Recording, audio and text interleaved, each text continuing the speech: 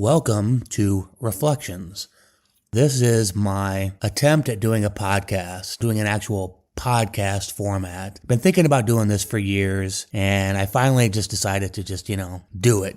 I can be that kind of a person. I can be a little wishy-washy, I suppose, when it comes to actually doing things. I don't commit easily to doing something, but when I do, I'm pretty focused and determined. And so I'm really pretty determined to just do this for a while, do a few episodes and kind of see how it goes and build a new audience and that kind of a thing. And one of the things some of the research I've done into podcasts is, especially when you're new, you've got to be niche and you've got to keep your focus relatively limited. You've got to keep it on a couple of different topics. So what I'm going for here is to touch on spirituality, mental health, and creativity, and sort of how they interrelate with each other. And then from that, might kind of branch off just, slightly, as long as I can sort of relate it back to these sort of spiritual mental health topics, might branch off into some internet culture type of stuff. That's the goal here. So that's the goal here, to do those kinds of things. And I've got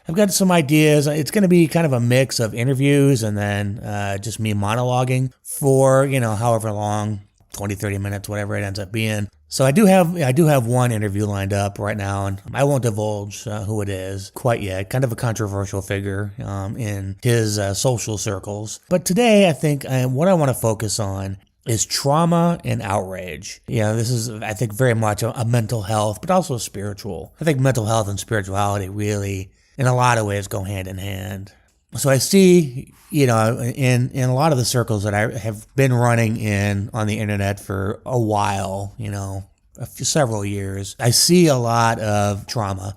I see a lot of unresolved trauma, and I see a lot of outrage. I see a lot of these, traumatized individuals engage in a lot of the, what I would call outrage culture. Sort of the outrage du jour, directing a lot of that trauma energy towards those types of endeavors, those types of actions and activities. In my opinion, I think it's a very unhealthy outlet. Generally speaking, it tends to compound the trauma instead of releasing the trauma, so one can move on. I think a lot of traumatized people sort of, enter a sort of a trauma sphere, if you will, the trauma sphere. And I mean that in the same way, or a trauma chamber, I should say, a trauma chamber. And I mean that in the sense of an echo chamber, where a lot of that trauma, it gets mirrored and it gets reflected and then it gets magnified, it gets amplified, because you've got lots of traumatized people all feeding into each other and then directing a lot of that outwards toward, generally speaking, an individual who has been determined to be, sort of outrageous in something, in some type of behavior or activity or whatever. And whether justified or not, it to engage, daily, often, or at the very least on a consistent, regular basis, all it does is it reinforces that trauma, is what it does. It reinforces that trauma, and it makes it worse. It might feel good at the time, to sort of vent, sort of, get out some of that aggression, some of that trauma, on another person. At the end of the day, it's a very negative thing for that individual engaging in those activities.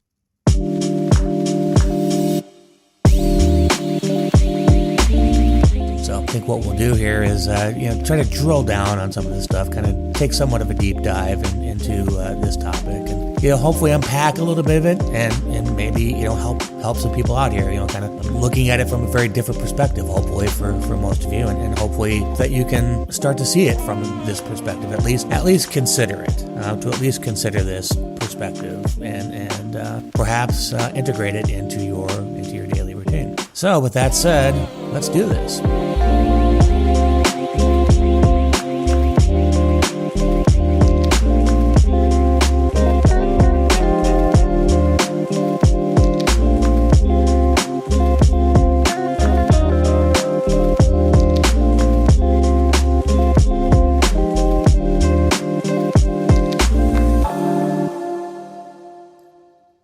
Okay, so trauma. I think it's a very important topic. It's a very important subject. I think, especially today, I think it's become a more I don't know if it's entered the mainstream yet, but I think it is certainly on the cusp of entering the mainstream. I think people are really starting to view subjects like PTSD and CPTSD and just trauma in general in a different light, and I think people are really starting to take it more seriously. I think it's also become a bit of a crutch for a lot of people. I think one of the problems is that instead, people sort of wear their trauma as a badge of honor instead of and they wallow in it.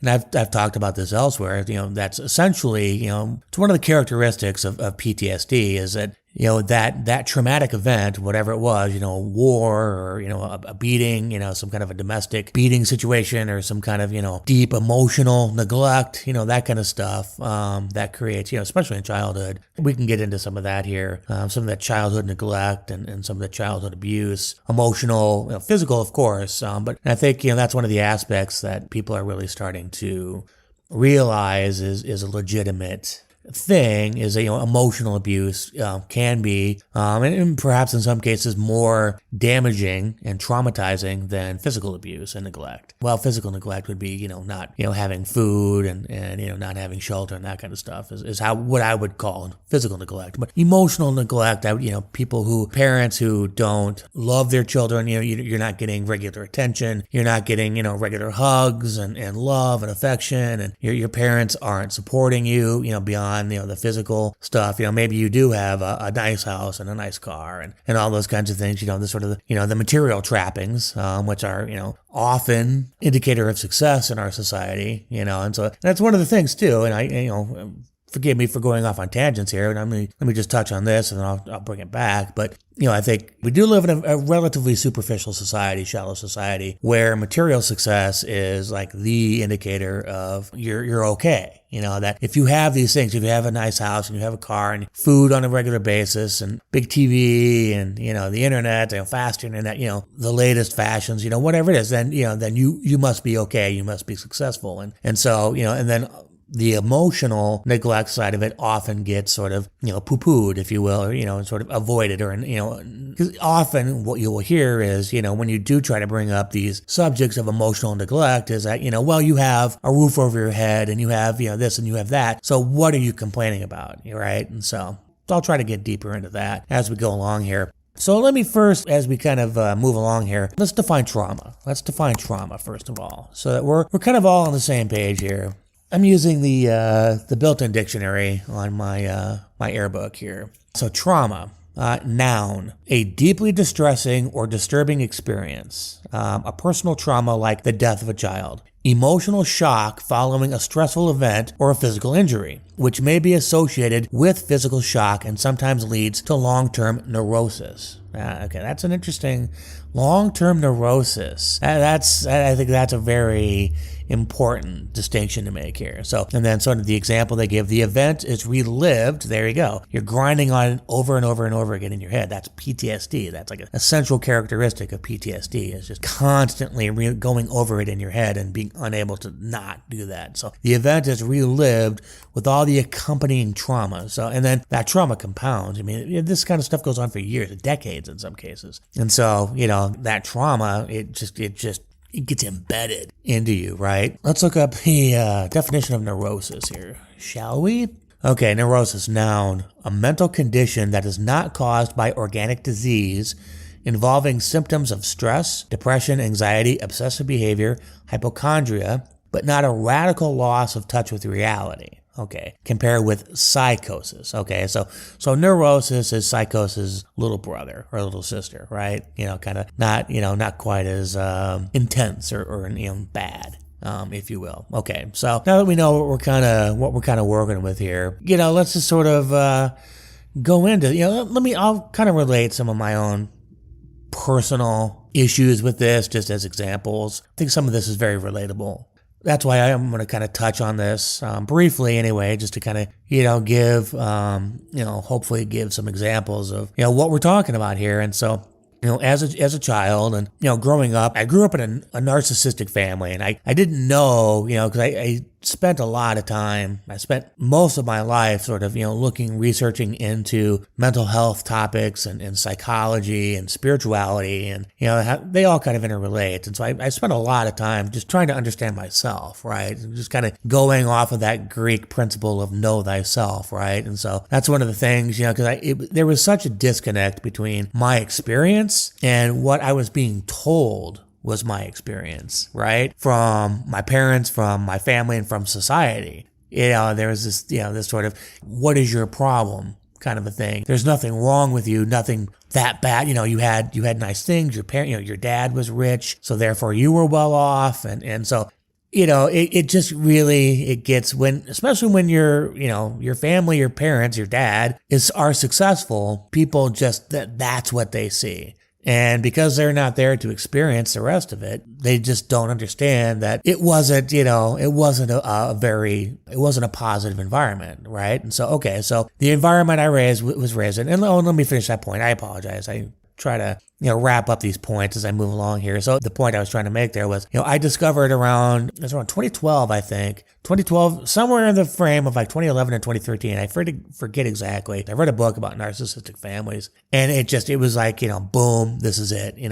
It really explained everything about my family and my experience, my familial experience. The basic, sort of crux of the narcissistic family is that the parents put their wants and needs ahead of their children.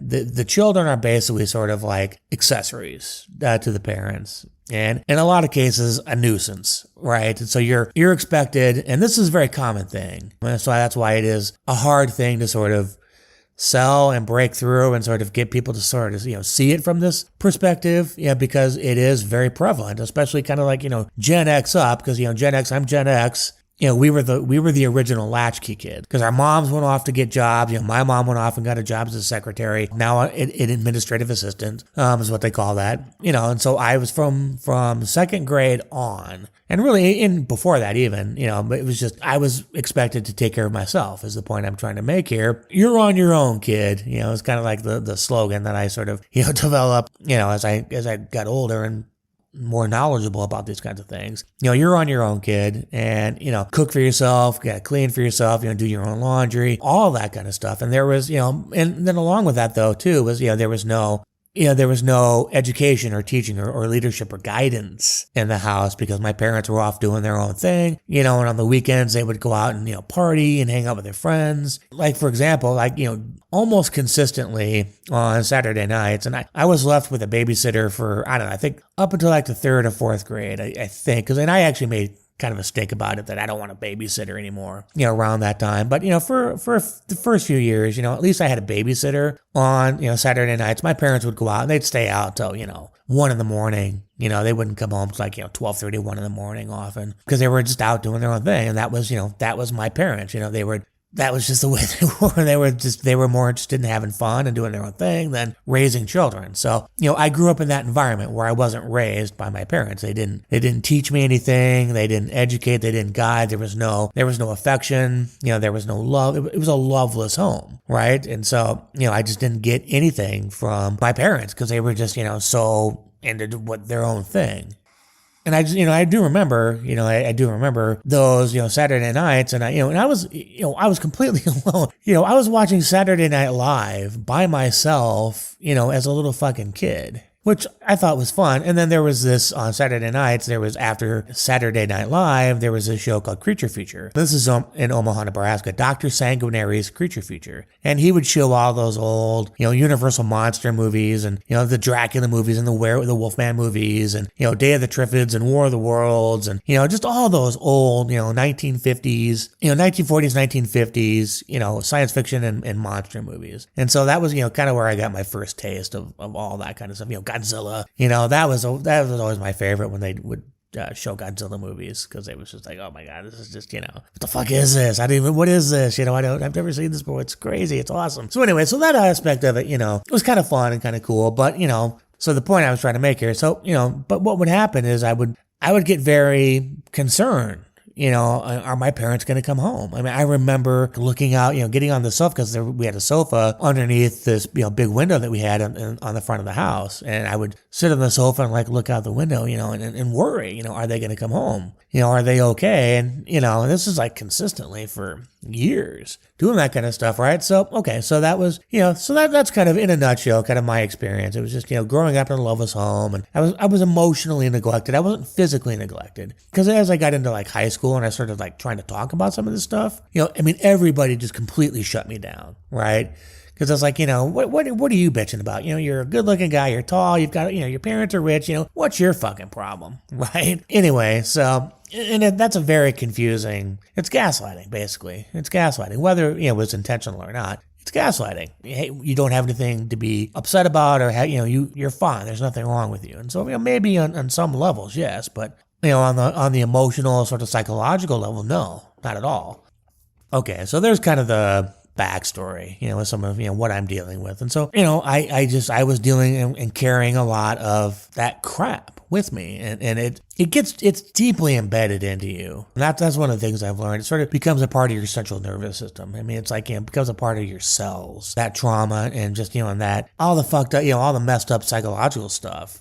That goes, my views on, parents and my views on, relationships and men and women, because that was the other thing too, is, that was a big part of the dynamic in my family. My father was an alcoholic and a pothead, and he was a cheater and a womanizer, and my mom was this very weak person, very, very passive aggressive, because she couldn't confront people. And she, avoided confrontation. That was the other thing, avoided confrontation at all costs, but then she would, just act out in very passive aggressive ways. And so it was, as a child, incredibly confusing, what's going on here. So that was another part of the dynamic there going on. So anyway, it messes with your head and, it affects your ability to have healthy, normal relationships, just with, friends and romance and all that kind of stuff. It screws you up. And so as you carry that stuff along for, year after year, decade after decade, it just becomes more and more compounded. So, one of the things I finally really had to start to confront in myself was all of this unresolved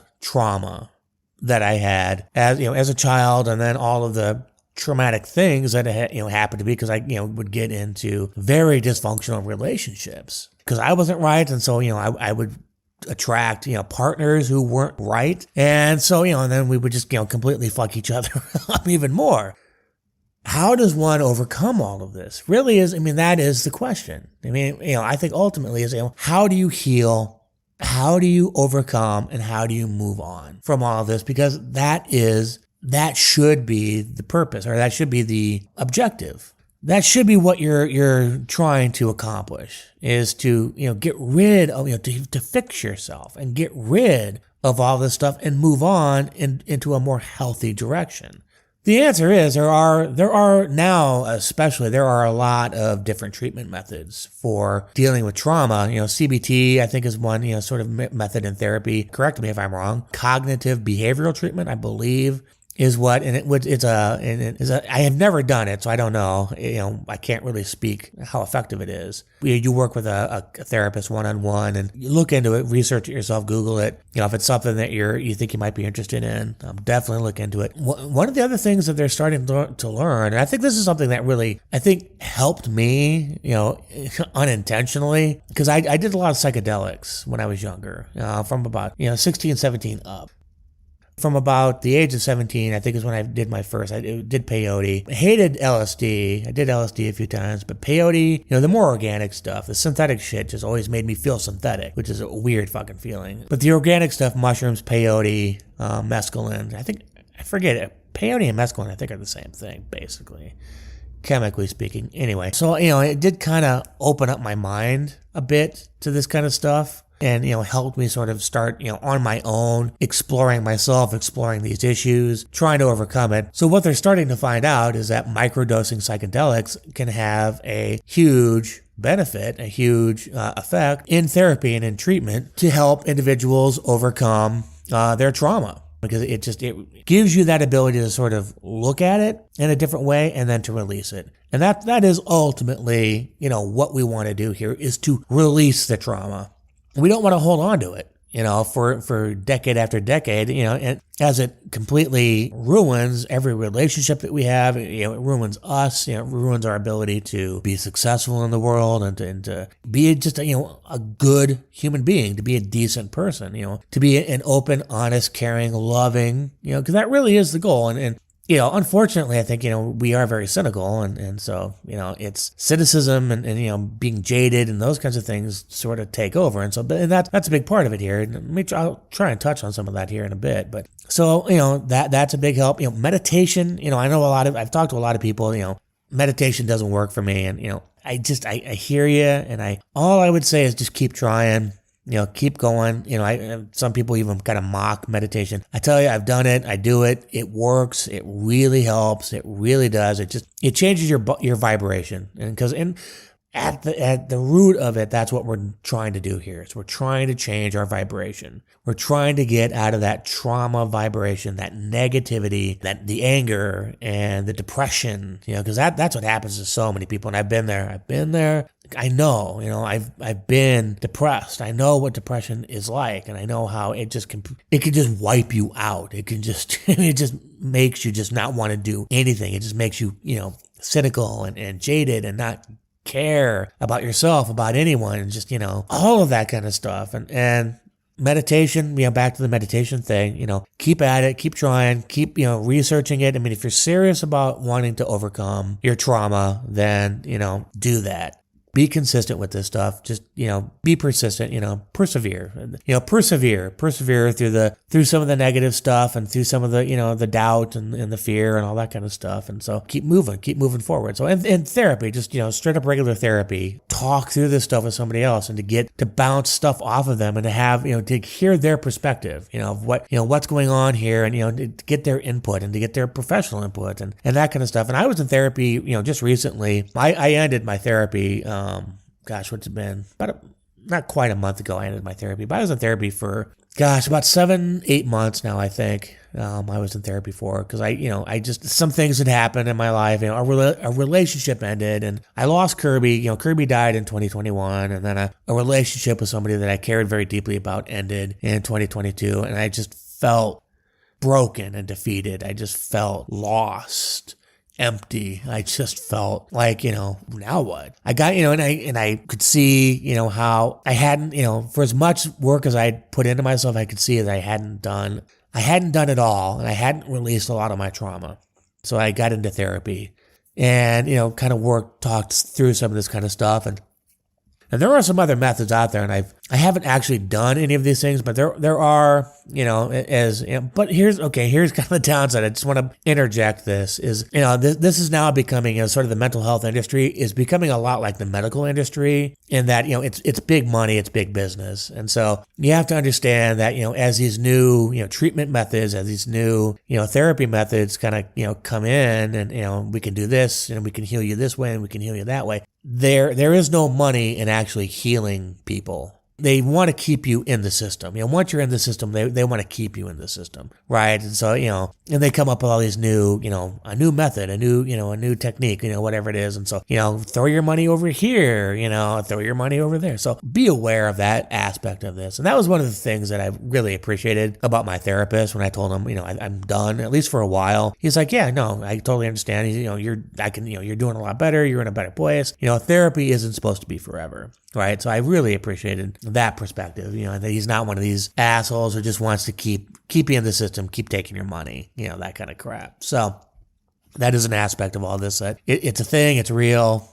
Just, be on the lookout for that kind of stuff. Anyway, but back to the whole, there are a lot of new that I haven't tried, that kind of do take a more sort of, spiritual slant to this kind of stuff. And, but also kind of a, scientific, kind of the psychoscience, spiritual science kind of thing where it's, because they are kind of realizing that, this stuff it's embedded in your system. And so you literally have to transform, you have to what's the word, transform your system, your physical system in order to release a lot of this kind of stuff.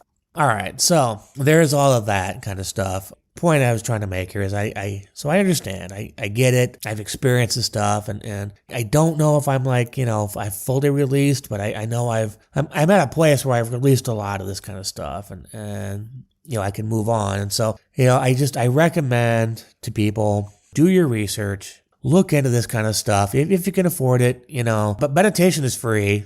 Try to get past your cynicism about meditation and just keep at it, persevere. Therapy, get into therapy.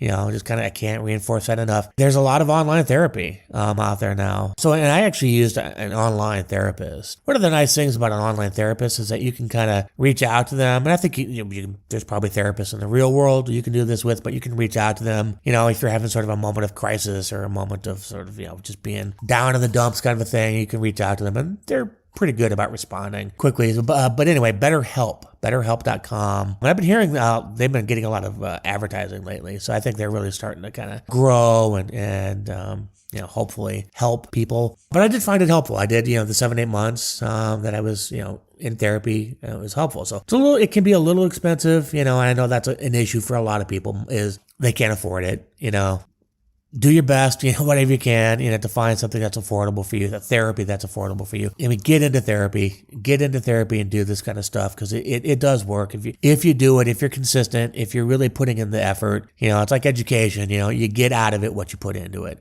It's the same thing with therapy. You get out of it what you put into it. If you're serious about doing this stuff and healing and getting better and moving on, that's the whole point of all this kind of stuff. And so kind of with that said, with the whole, moving on and whatnot, I think what I see, on the internet consistently is a lot of people with a lot of mental health issues, a lot of people with a lot of unresolved trauma, getting together into these trauma chambers and just feeding into and off of each other with all of this, this negativity and this hate. And I see it, I know of, because I have a friend who's associated with a lot of this, online drama, right? And it's so unhealthy. It's so unproductive. It's counterproductive. And, to watch these people day after day after day just grind on the same shit and the same kind of just, hatred and anger, and just, they found a scapegoat, and this,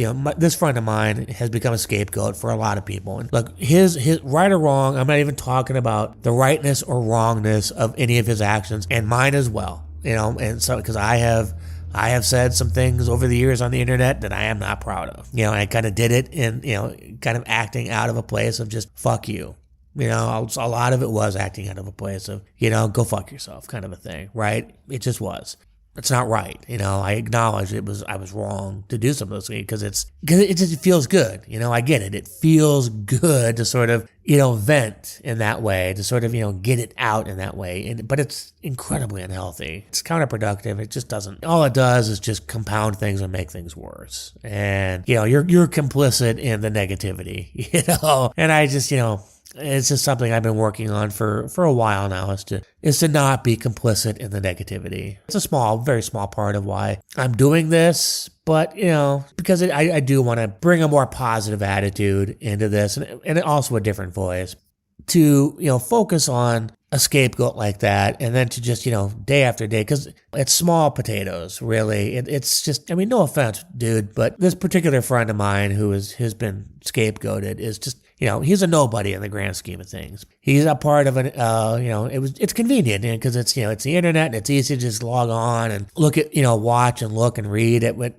people are saying, and then react to it, right? And then to become outraged. I'm outraged at what this person is saying and doing, and we have to do something about this. And I just, at the end of the day, look, correct me if I'm wrong. Please, interject respectfully your point of view if it differs from this. I just don't believe that in this particular group's case that it's about trying to get rid of somebody, trying to do good, to try to, clean up the streets, if you will, from, toxic people, because, y'all are just as toxic as the scapegoat that you're trying to get off of the internet, right? To cancel, the person that you're trying to cancel. Yeah, because you got to have a scapegoat. There's got to be, it's just, it's just embedded in us. The whole concept, and the Jews, the ancient, back, 5,000, 10,000 years ago, probably, but 5,000 years ago for sure, the Jews, and even today, we have our atonement rituals. But one of the ancient atonement rituals of the Jews was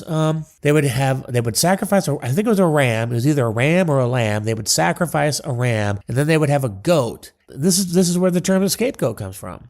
Or a scapegoat, it's an escaped goat. They would free the goat. They would let the goat go off into the desert to be with, not Asmodeus, but with one of the fallen angels. I apologize, I can't remember the name. But that was the atonement ritual. They'd kill a ram, and then they'd let a goat go. They'd let a goat escape death. Right, that was the atonement, and to go live with the fallen angel in the desert. That's just how deep this stuff goes. We gotta find somebody or something to project all of our own toxic psychology onto, so that somebody pays the price for the sins of the tribe.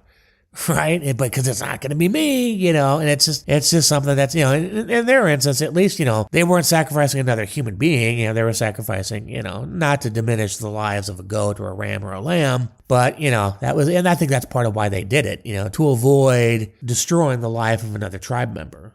So let's throw all of our sins, let's project all of our sins onto this goat and let him go off and take them on, into the desert to be with it's not Asmodeus. Gosh, I wish I could remember the name of the fallen angel, the demon that they would send their sins to. But anyway, the point being is that, it's just what we do. We just, the tribe's not going to pay. We're going to take the tribe's sins and project them onto, something else. And then, then we can, but unfortunately, the behaviors never change. I mean, that's really kind of part of the problem. Instead of, let's all kind of like self-reflect and maybe, look within and look at ourselves, and maybe we all as individuals start to change our behavior so that we don't have to, keep doing this kind of stuff. Right. And that's to me, that's kind of the ultimate point.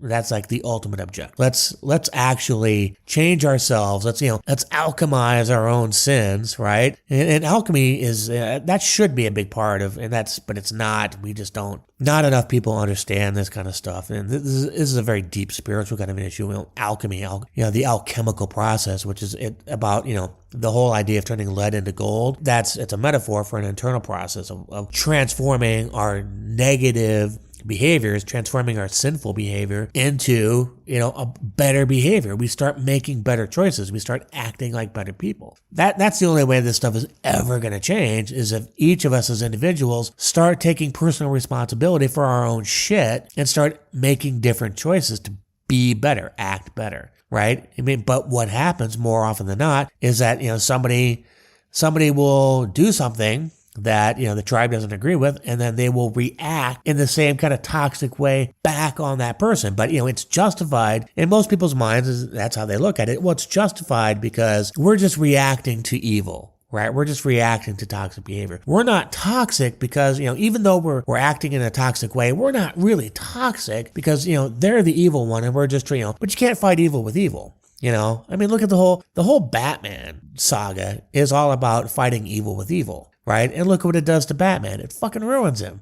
I did a whole fucking, I might have to bring that out one day. And I believe my friend still has a copy of all that kind of stuff. It was a part of my Negosphere talks. And I did it. It was called When You Vibe with Insanity was the title of this thing that I did. And I used the whole Batman Joker dichotomy as an example of, what happens. And you can't, when you do that, when you fight evil with evil, it destroys you. And so the only way to really, it's cliche and it's cheesy, but it's true. And it's unfortunate that we've become so cynical and jaded about this kind of stuff, but love is the answer. Love is the answer. To forgive, to forget, to not admonish, to not attack and put down, diminish, deride, people for their bad behavior. All it does is make things worse. Maybe I'll do a whole episode on that kind of stuff, corrective, actions and methods and there's a word I'm looking for. I can't think of it. Anyway, but I don't want to, so anyway, let's keep on focus here. Let's keep on task here. And so that's why I just can't take any of this stuff seriously. I mean, you're reacting to toxic behavior with toxic behavior. You're not justified. You're not excused. You're just as toxic as the person that you're attacking for being toxic. And, to think that somehow, well, but it's not my fault. They keep coming at me and I'm just defending myself. Well, that's, defending yourself by engaging in the same toxic behavior is fruitless. You can laugh at me if you will. Love is the answer. It just is, man. It really is. And look, I have a hard time doing it. I have a hard time practicing it. But when I can get to that point, when I'm in that vibration with love, it's just like, oh, this makes so much sense. This feels right, to just let go of all of that shit and to not be complicit in the negativity and the toxic behavior. And that really is kind of, my, and I've said this a million times, I've said it ad nauseum, and I don't expect most people to do this, because people like this. People like engaging in the toxic behavior, and people like engaging in the drama and that kind of stuff. And it's your choice, and it's not for me to make those choices for you. I'm just, it's just my advice. Get away from all of this stuff. Sign off, log off, and, stop participating. Stop being complicit in all of this. Even if you're just, one of these, a chatter, even those of you who are, consistently watching it, you're complicit. You are, I know you tell yourself, well, but I'm not participating. I'm not chatting and saying bad things. No, but the fact that you are consistently watching this stuff makes you complicit. You are lending your energy. Yeah, I know that's woo-woo talk. It's true. You are lending your energy by observing it. You're lending your energy to this environment, to this very negative, toxic environment. The only way, hey, I observe it from time to time too. So, and I'm complicit. I'm going to try to be better about being, because one of the things I want to do is comment on it from time to time to try to bring that different perspective. When I do comment on that kind of stuff, and I'm commenting on it right now, I want to do it in a way that it brings a more positive perspective to things instead of engaging in, and to not try to browbeat people or, to put people down for behaving in the way or because I've done that, I've done that kind of stuff and I fully admit it. And it can be funny, to kind of, joke about it, but, to joke about it in a very kind of negative way, to be very, passive aggressive about it, putting people down, mocking people for engaging in this type of behavior, to talk about it in a more objective way, to bring a different perspective, a more positive perspective to things. Okay. So anyway, I just, again, to those of you who are associated with toxic drama environments on the internet, quit. I mean, really just quit. I know it's hard. If you are struggling with this kind of stuff, the mental health aspect of it, if you are struggling, if you've been traumatized and you have not released your trauma, this is not the solution. This is not, coming here and engaging in toxic behavior. It just is going to make it worse, and it's going to be harder and harder and harder to release yourself from this, the deeper and longer you go into this. It's a warning. It's a warning to you, and I'm speaking from experience. So, okay. I've talked a lot here. What have we learned here today? I'm not sure. You'll have to decide for yourself if you've learned anything, if you've gained anything from this. So I think ultimately we all have to make our own choices, and we all have to decide for ourselves what's best for us. But however, I do observe a lot of very broken, very toxic, very traumatized people who are not healing. And I think if you're serious about it, I mean, if you really are sick and tired of being sick and tired of, not healing, not growing, not moving on, I hope you will start to seek out alternative methods for fixing yourself. I just don't think that this is a very positive environment with which to do that. I believe, for the most part, and I'm sure there are cases where I'm wrong. I'm sure there are exceptions, but I think as a rule, if you're suffering from, any kind of trauma, if you're suffering from if you're, toxic and you want to not be toxic anymore and you want to fix yourself, get away from those groups, at least until you're in a much better place to cope and handle and deal with this kind of stuff. And if you're not there, I mean, all you're doing is making it worse for yourself. Please seek out therapy. Look into all the new techniques and methods that are out there now for resolving trauma, for overcoming trauma. look into microdosing psychedelics. I know that's a little out there, and it's not the right thing for everybody. I understand that, but I know psychedelics help me. I think about maybe kind of doing, some stuff now, even, just to kind of maybe, help push me, even further ahead, that kind of a thing. So, understand that, I have empathy for because I've experienced this stuff. I know what it's like. I know what depression is like. I know what trauma is like. I know what neglect is like. I get it. I feel you, I see a lot of unhealed people interacting with unhealed people. It's sad to me. It kind of breaks my heart sometimes to see, some of the stuff that, is going on, because it is just so, it doesn't have to be this way, but it is. And so hopefully more of you will start to seek out solutions instead of staying stuck in the same old toxic behavior. At some point, and I don't mean this to sound, crass or anything like that, but at some point you just got to get over it and move on. Otherwise, you're going to stay stuck for a very long time, and it's not good. It's not good for anybody, because we got to start doing something about this, We got to start taking action. We got to start healing ourselves. We got to start taking this stuff seriously instead of talking about it, instead of thinking about it, because that's the other part of the problem is just, people talk about it ad nauseum, but they never actually do anything. And this is something that I remember talking to a tarot reader of mine. She's very good at what she does, and she's very wise, and she's very knowledgeable. And, and it's something that, because most of her clients are like this, and they talk about, I'm healing, and they'll talk about it for years, but they never actually heal and move on. Because at the end of the day, it's a choice. It's a choice. And it's a choice you have to make on a daily basis to be healed and move on, or to stay stuck in the same old bullshit. That's the choice. That's the choice. And it's a choice, especially in the beginning, it's a choice that you have to make daily, sometimes multiple times in a day. Keep on that path, to keep moving in that direction, to move away from all of that toxicity.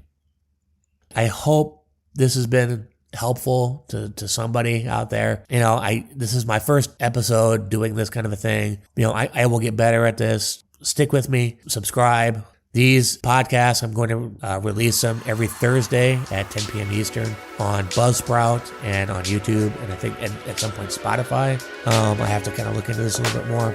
And I will be touching on lots of different subjects, within this sphere of spirituality, mental health, psychology, creativity as well. I've got an interview coming up next week. Tune in for that. I think it's going to be good. And hopefully, do lots more interviews within this, within this podcast. I appreciate you being here, listening. I hope you've took away something positive from this. And if you like this podcast and you want to help support, there are donation links in the description box below on YouTube. Not sure how donations work on Buzzsprout. If I can post any links, PayPal, Cash App, that kind of thing. Your donations are greatly appreciated and will help me to continue to do this. So everyone, thank you so much, and I will see you next week.